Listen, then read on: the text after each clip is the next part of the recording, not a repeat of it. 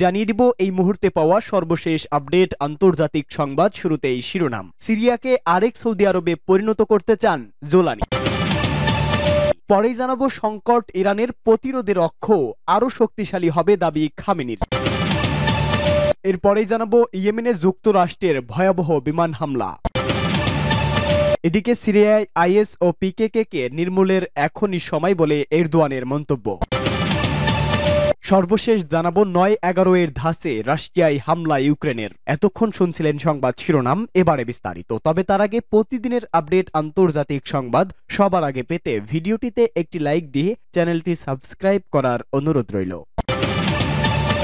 সিরিয়াকে আরেক সৌদি আরবে পরিণত করতে চান জোলানি। সিরিয়াকে আরেক সৌদি আরবে পরিণত করার পরিকল্পনা করেছেন দেশটির বিদ্রোহী সংগঠন হায়াত তাহরির আশ-শামের প্রধান আহমেদ আল শারা ওরফে আবু মোহাম্মদ জোলানি। একই সঙ্গে আসাদের পতনের পর ইরান বেকায়দায় থাকায় মধ্যপ্রাচ্যে শান্তি ফিরে আসবে বলে মন্তব্য করেন তিনি। বাশার আল আসাদের পতনের মধ্য দিয়ে সিরিয়ার নতুন সূচনার পথ তৈরি করেছে বিদ্রোহী সংগঠন হায়াত তাহরির আল শাম। সিরিয়াকে আরেক সৌদি আরবে পরিণত করার স্বপ্ন দেখছেন আহমেদ আল শারা ওরফে আবু মোহাম্মদ জোলানি। যুদ্ধ বিগ্রহের কালো অধ্যায়ের যুগ দামেস্কে আর কখনোই ফিরে আসবে না বলে আশ্বাস দিয়েছেন এই ডি ফ্যাক্টো নেতা। মধ্যপ্রাচ্য ভিত্তিক গণমাধ্যম আশরক আল আসওয়াদকে দেওয়া সাক্ষাৎকারে তিনি জানান, আসাদের পতনের মধ্য দিয়ে ইরান বিপদে পড়েছেন। তেহরান সিরিয়ার ভূমিকে ব্যবহার করে আরবের বিভিন্ন দেশের মাধ্যমে যুদ্ধ পরিস্থিতি তৈরি করছিল বলে অভিযোগ করেন তিনি। আর এ কারণেই মধ্যপ্রাচ্যে আবার নতুন করে স্থিতিশীলতা ফিরে আসার সম্ভাবনা তৈরি হয়েছে। নতুন সিরিয়ার শাসনভার এখন অন্তর্বর্তী সরকারের হাতে থাকলেও দেশটির সব সিদ্ধান্তের কেন্দ্রবিন্দুতে এইচটিএস। এ কারণে পালিয়ে যাওয়া আসাদ সরকারের রেখে যাওয়া সেনাবাহিনী ও নিরাপত্তা কর্মীরা এইচটিএস এর কাছে আত্মসমর্পণ করেন। সিরিয়ার ডিফ্যাক্টো ক্ষমতাসীন কর্তৃপক্ষের সঙ্গে সমঝোতার উদ্দেশ্যেই আসাদ বাহিনীর এমন পদক্ষেপ বলে জানান তারা। এদিকে স্থানীয় সময় গত শনিবার সিরিয়ার উত্তর পূর্ব অঞ্চলে তুরস্কের ড্রোন হামলায় নারীসহ বেশ কয়েকজন নিহত হয়েছেন।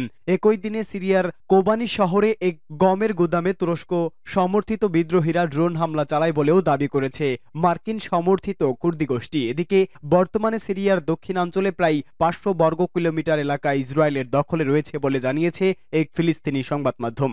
সংকটে ইরানের প্রতিরোধের অক্ষ আরও শক্তিশালী হবে দাবি খামেনির। সিরিয়ায় স্বৈরাচার আসাদ সরকারের পতনের পর ইরানের প্রতিরোধের অক্ষ ভেঙে পড়েছে এমন দাবি মানতে নারাজ দেশটির সর্বোচ্চ নেতা আয়াতুল্লাহ খামেনি। তিনি বলেছেন, প্রতিরোধের অক্ষ এমন হার্ডওয়্যার নয় যা ধ্বংস করা হবে, বরং এটি একটি বিশ্বাস যা সংকটের মধ্যে শক্তিশালী হয়। এই বিশ্বাস একসময় এই অঞ্চল থেকে মার্কিন যুক্তরাষ্ট্রকেও বিতাড়িত করতে সক্ষম হবে। খবর আল জাজিরার। কয়েক দশক ধরে ইসরায়েল ও মার্কিন যুক্তরাষ্ট্রের বিরোধিতা করার জন্য সমমাননা দলগুলোকে নিয়ে প্রতিরোধের অক্ষ তৈরি করে ইরান। কিন্তু বাশার আল আসাদের পতনের সঙ্গে তেহরান শুধু দামেস্কের শাসক পরিবারের সাথে 4 দশকের জোটই নয়, প্রধান অক্ষের লাইফ লাইনও হারিয়েছে এমন দাবি করা হচ্ছে। কিন্তু এই দাবি অস্বীকার করে ইরানের সর্বোচ্চ নেতা আয়াতুল্লাহ আলী খামেনি বলেন, এ ধরনের কথা অজ্ঞতার শামিল এবং বড় ভুল। খামেনি গত সপ্তাহে এক বক্তৃতায় এসব কথা বলেন। প্রতিবেশী ইরাক থেকে মার্কিন যুক্তরাষ্ট্রকে বের করে দেওয়া ইরানের একটি প্রধান লক্ষ্য, কারণ এর মধ্য দিয়ে 2020 সালের জানুয়ারিতে ইরানের শীর্ষ জেনারেল এবং অক্ষের প্রধান স্থপিত কাশেম সোলাইমানিকে হত্যার প্রতিশোধ নেওয়া সম্ভব হবে তেহরানের। 1980 এর দশকের গোড়ার দিকে ইরানের সহায়তায় হিজবুল্লাহ লেবাননে একটি প্রধান রাজনৈতিক শক্তিতে পরিণত হয়েছিল এবং দেশটির ঐতিহ্যবাহী সেনাবাহিনীর চেয়েও শক্তিশালী সামরিক বাহিনী গড়ে তুলেছিল। গোষ্ঠীটির উপর গত বছর থেকে যথেষ্ট হামলা চালিয়েছে ইসরায়েল, যার মধ্যে রয়েছে এর দীর্ঘদিনের নেতা হাসান নাসরুল্লাহ এবং শীর্ষ কমান্ডারদের হত্যা। এ বিষয়ে তেহরান থেকে আসা বার্তায় জোর দিয়ে বলা হয়েছে যে ইসরায়েলি আক্রমণ সত্ত্বেও হিজবুল্লাহ জীবন্ত আছে। খামেনি বলেন, লেবানিস এবং ফিলিস্তিনি প্রতিরোধ মানে ইসরায়েলের জন্য পরাজয়। তবে তেহরান ভিত্তিক গবেষক এবং লেখক আলী আকবর দারেনির মতে, আপাতত এটি অনস্বীকার কার্য যে তেহরান সিরিয়ায় একটি কৌশলগত মিত্র হারিয়েছে এবং স্বল্প মেয়াদে এর আঞ্চলিক প্রভাবের প্রতিফলন ঘটবে। মঙ্গলবার দেওয়া এক বক্তৃতায় খামেনি জোর দিয়ে বলেছিলেন, জয়নবাদী সরকার বিশ্বাস করে যে তারা হিজবুল্লাহকে উপড়ে ফেলার জন্য সিরিয়ায় দুর্বল করার মধ্য দিয়ে নিজেদের প্রস্তুত করছে, কিন্তু যদি কাউকে উপড়ে ফেলা হয় সে হবে ইসরায়েল। যদিও ইরান বলছে যে তারা সিরিয়ার সাথে সম্পর্ক বজায় রাখতে চায় এবং ইসরায়েল থেকে সিরিয়ার নতুন শাসক গোষ্ঠীর দূরত্ব তাদের জন্য গুরুত্বপূর্ণ হবে। নতুন প্রশাসনের কমান্ড ইন চিফ আহমেদ আল সারা বলেছেন, সিরিয়া যুদ্ধে ক্লান্ত হয়ে পড়েছে এবং তারা ইসরায়েলের শত্রু হতে চায় না। ইয়েমেনে যুক্তরাষ্ট্রের বিমান হামলা। ইয়েমেনের রাজধানী সানায় ইরান সমর্থিত হুতি গোষ্ঠীর স্থাপনায় অতর্কিত বিমান হামলা চালিয়েছে মার্কিন বাহিনী। কাতার ভিত্তিক সংবাদ মাধ্যম আল জাজিরার এক প্রতিবেদনে এ খবর জানিয়েছে। সংবাদ মাধ্যমটি বলেছে, মার্কিন সেন্ট্রাল কমান্ড জানিয়েছে হুতিদের অভিযান নিশ্চিহ্ন এবং ব্যাহত করার লক্ষ্যেই এই হামলা চালানো হয়েছে। এর আগে সেন্টকমের পক্ষ থেকে বলা হয়েছে, লোহিত সাগর, বাব আল মানদেবে এবং এডেন উপসাগরে জাহাজ ও মার্কিন সেনাদের উপর হামলা চালিয়েছে হুতি। এর জবাবেই হুতিদের উপর হামলা চালানো হয়। তবে ইয়েমেনে চালানো মার্কিন বাহিনীর সর্বশেষ হামলার কি পরিমাণ ক্ষয়ক্ষতি বা হতাহতের ঘটনা ঘটেছে সে সম্পর্কে এখন পর্যন্ত কিছুই বলা হয়নি। সিরিয়ায় আইএস পিকেকে নির্মূলের এখনই সময় বলে এরদোয়ানের বার্তা। সিরিয়ার ক্ষমতার পালাবদলের এই সময় আন্তর্জাতিক সন্ত্রাসী গোষ্ঠী ইসলামিক স্টেট এবং বিচ্ছিন্নতাবাদী কুর্দি সশস্ত্র গোষ্ঠীকে পিকেকে সম্পূর্ণভাবে নির্মূলের এখনই উপযুক্ত সময় বলে মন্তব্য করেছেন তুরস্কের প্রেসিডেন্ট রিসেপ তাইপ এরদোয়ান। ফরাসি বার্তা সংস্থা এএপি এ খবর জানিয়েছে।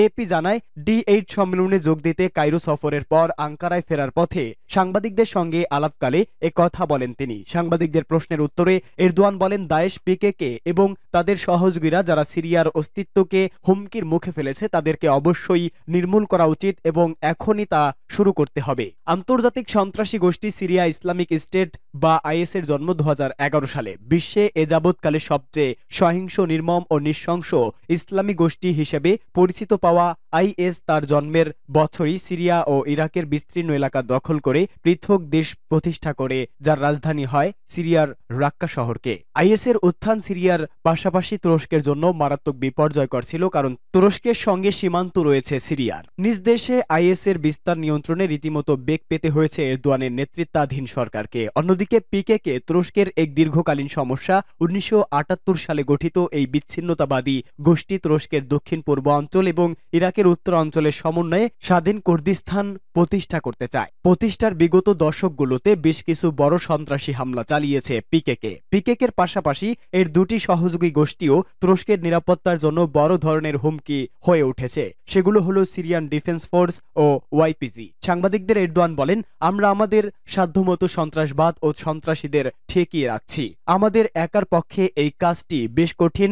যদি আমরা ঐক্যবদ্ধভাবে সন্ত্রাসীবাদদের মোকাবেলায় এগিয়ে যাই তাহলে এই সংকট থেকে পুরোপুরি পরিত্রাণ সম্ভব। এ ব্যাপারে সিরিয়ার বর্তমান সরকারের কর্মকর্তাদের সঙ্গে বৈঠক হয়েছে উল্লেখ করে এরদোয়ান বলেন, আমি আর কিছুদিনের মধ্যেই এই ইস্যুতে বিস্তারিত আলোচনার জন্য ফিদানকে, এরদোয়ানের একান্ত বিশ্বস্ত ও তুরস্কের শীর্ষ কূটনৈতিকবিদ, দামেস্কে পাঠাবো। আইএস পিকেকে, এসডিএফ, ওয়াইপিজিকে দ্রুত সময়ের মধ্যে কিভাবে নির্মূল করা যায় সেই সম্পর্কিত আলোচনা তখন হবে। 9 ও 11 ধাসের রাশিয়ায় হামলা ইউক্রেনের। রাশিয়ার শহর কাজানের একটি আকাশচুম্বী ভবনে ভয়াবহ হামলা চালিয়েছে ইউক্রেন, ঠিক যেন 9-11 এর ধাঁচে কিয়েভের ড্রোনগুলো আশ্রে পড়ে ভবনটিতে। ভারতীয় সংবাদ মাধ্যম এনডিটিভির প্রতিবেদনে জানানো হয়েছে, এই হামলায় আতঙ্ক ছড়িয়ে পড়লেও হতাহতের কোনো খবর পাওয়া যায়নি। 2001 সালের 11 সেপ্টেম্বর আমেরিকান টুইন টাওয়ারে হামলা চালিয়েছিল আল কায়দা গোষ্ঠী। গোটা বিশ্ব শিউরে উঠেছিল আত্মঘাতী বিমানের বহুতল ভবনের পেটে ঢুকে যাওয়া দৃশ্য দেখে। সেই হামলায় প্রায় 3000 মানুষ নিহত হয়, আহত হয় প্রায় 6000। সেই বিভৎস ইতিহাসই ফিরে এলো রাশিয়ায়, এমনটি বলা হচ্ছে আন্তর্জাতিক সংবাদ মাধ্যমগুলোতে। মস্কো থেকে কাজান প্রায় 80 কিলোমিটার দূরে। এটি মস্কোর পূর্ব দিকে অবস্থিত। হামলা হওয়া ভবনটি আবাসিক বলে জানা গেছে। এতে থাকা বাসিন্দাদের সরিয়ে নেওয়া হয়েছে। সামাজিক যোগাযোগ মাধ্যমে ছড়িয়ে পড়া একটি ভিডিওতে দেখা গেছে ড্রোন হামলার পর ভবনে আগুন ধরে যায়, চারপাশে ধোঁয়া ছড়িয়ে পড়তে থাকে। হামলার পর সতর্কতা জারি করেছে দেশটি। বিমানবন্দরের সাময়িক সময়ের জন্য ফ্লাইট বন্ধ রাখা হয়েছে। রুশ পররাষ্ট্র মন্ত্রণালয়ের বরাতে এনডিটিভি বলেছে, 3 ধাপে এই হামলা হয়েছে। স্থানীয় সময় সকাল 7টা 40 মিনিট থেকে 9টা 20 মিনিট পর্যন্ত হামলা চালানো হয়।